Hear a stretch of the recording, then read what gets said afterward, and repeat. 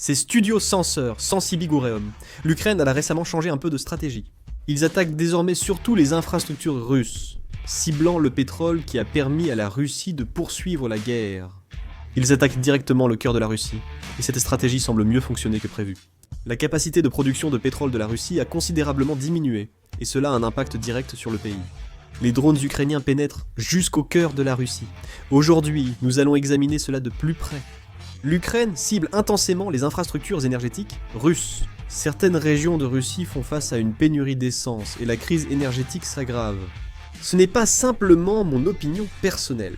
Si vous consultez le quotidien russe Commerçant du 25 septembre, la moitié des stations-service de Krenvan, dans le sud de l'Ukraine, et 220 stations-service, 14% du district fédéral du sud de la Russie, incluant Rostov et Volgograd, ont cessé de vendre du carburant. La crise énergétique est grave. Actuellement, même si la Russie est un pays producteur de pétrole, elle connaît des pénuries d'énergie dans certaines régions. On voit moins de voitures sur les routes, et beaucoup de gens utilisent donc les transports en commun. La raison en est la suivante. L'Ukraine cible désormais surtout les infrastructures de raffinage russes, ayant changé de stratégie. La Russie compte 38 raffineries, dont 25 ont été attaquées par l'Ukraine entre août et septembre. En conséquence, les exportations de diesel sont tombées à leur niveau le plus bas depuis 2020. En particulier, le 24 septembre, l'Ukraine a bombardé la ville portuaire de Novorossiysk sur la côte de la mer Noire, ce qui a entraîné l'arrêt du chargement de pétrole au consortium du pipeline Paspi et au terminal de Cheskaris. Dans ces deux lieux, plus de 2 millions de barils de pétrole sont exportés chaque jour. Cette énorme quantité a été stoppée. La raffinerie de Kirishi, dans la région de Leningrad, produit aussi beaucoup de produits de raffinés et a été attaquée par l'armée ukrainienne. L'armée ukrainienne a lancé 80 à 90 drones simultanément, faisant exploser au moins 3 dans la raffinerie. Des installations clés ont été touchées lors de l'opération. La capacité de traitement a fortement baissé, car les installations clés, représentant 40% de la production, ont cessé de fonctionner. La maintenance devrait durer 1 mois, et de grandes entreprises de pipeline pétroliers ont aussi lancé des attaques. Transneft, la grande société russe de pipelines, a aussi limité la quantité de brut stockable par les producteurs dans ces pipelines. Leurs infrastructures étant endommagées, ils ont réduit les quantités en raison des attaques continues de l'Ukraine. La capacité de raffinage du pétrole brut russe aurait chuté d'environ 20%. Je vous ai dit que Transneft avait fixé une limite de stockage, n'est-ce pas ? Comme elle gère plus de 80% du pétrole brut russe, l'impact restera important. La Russie représente 9% de la production mondiale de pétrole. Par conséquent, de nombreux pays sont fortement impactés. Goldman Sachs a estimé que la capacité de raffinage russe a chuté de 300 000 barils jour après l'attaque contre l'Ukraine. Les installations pétrolières russes ont trop souffert. La Russie a complètement arrêté l'exportation d'essence à l'étranger depuis juillet dernier, car la pénurie d'approvisionnement en essence et la hausse des prix dans le pays sont devenues graves. Cependant, la production de diesel dépasse de plus de 50% la demande intérieure, donc la Russie continue d'en exporter.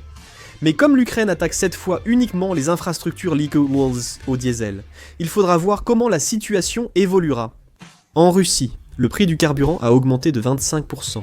Dans certaines régions, il n'est possible d'acheter de l'essence que sur le marché noir.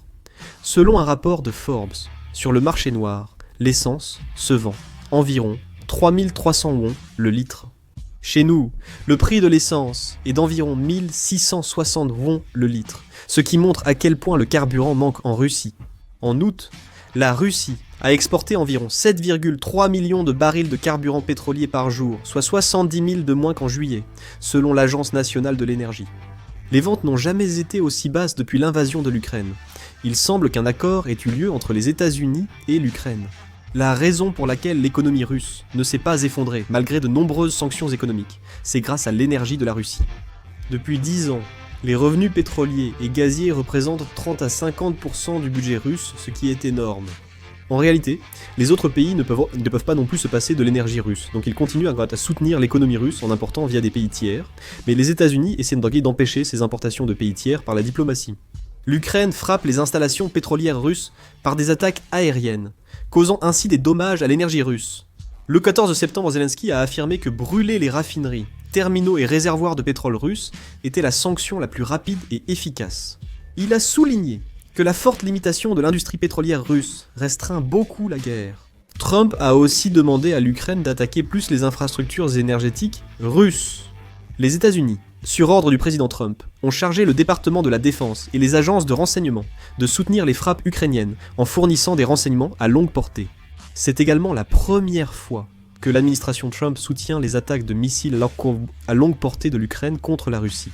Grâce à cela, il est désormais possible de frapper plus efficacement les infrastructures énergétiques russes, telles que les raffineries, les centrales électriques et les oléoducs, situés loin de la frontière, en se basant sur les informations de ciblage fournies par les États-Unis.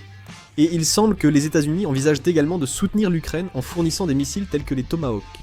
Si l'Ukraine continue d'attaquer les infrastructures énergétiques, la Russie subira des dommages encore plus importants. Si l'Ukraine reçoit ces missiles Tomahawk, elle pourrait aussi, en théorie, frapper Moscou.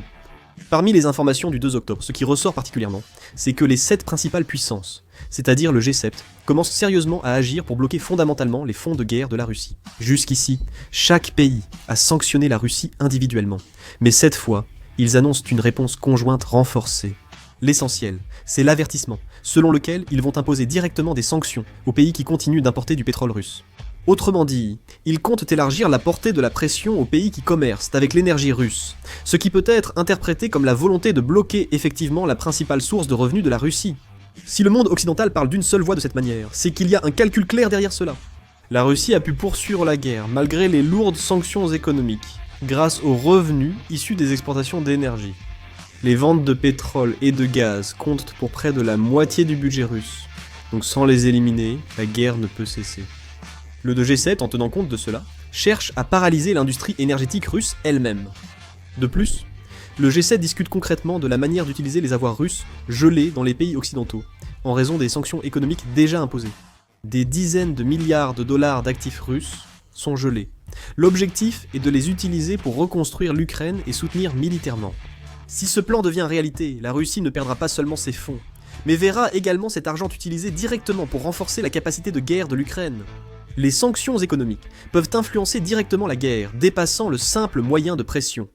Cela a aussi un impact important en politique internationale. Le fait que les pays occidentaux affichent une telle unité est un signe que la pression sur la Russie va encore s'intensifier à l'avenir. En particulier, l'avertissement adressé aux pays tiers qui continuent d'importer du pétrole pourrait avoir pour effet d'isoler également les pays qui commercent avec la Russie. Ceci peut être vu comme une tentative d'empêcher la Russie de trouver de nouveaux marchés pour ses exportations d'énergie. La stratégie du G7 cherche à priver la Russie de fonds de guerre et à soutenir concrètement l'Ukraine pour accroître l'écart de puissance entre eux. Pour la Russie, la réduction des exportations d'énergie, la baisse des revenus et l'utilisation possible de ces avoirs gelés pour aider l'Ukraine serait un choc psychologique important.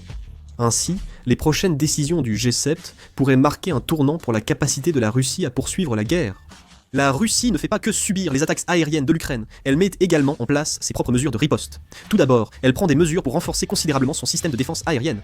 Elle renforce les systèmes de missiles autour de Moscou, des centres énergétiques et bases militaires, et utilise la guerre électronique pour perturber communication et localisation des drones. Les autorités russes affirment avoir abattu des dizaines de drones avant certaines attaques aériennes. Cependant, lorsqu'un grand nombre de drones sont déployés, il n'est pas facile de neutraliser toutes les menaces. Et il existe clairement une limite. Même si seulement quelques-uns parviennent à franchir le réseau de défense, des installations clés comme les stations ou les oléoducs peuvent être touchées. La Russie lance aussi des attaques de représailles contre l'Ukraine. En ciblant les infrastructures ukrainiennes comme le réseau électrique, les ports et les chemins de fer, elle montre qu'il s'agit de riposte. Si l'Ukraine utilise des drones pour des frappes aériennes, ce n'est pas parce que son territoire chute rapidement, mais parce qu'elle perd du terrain, même lentement.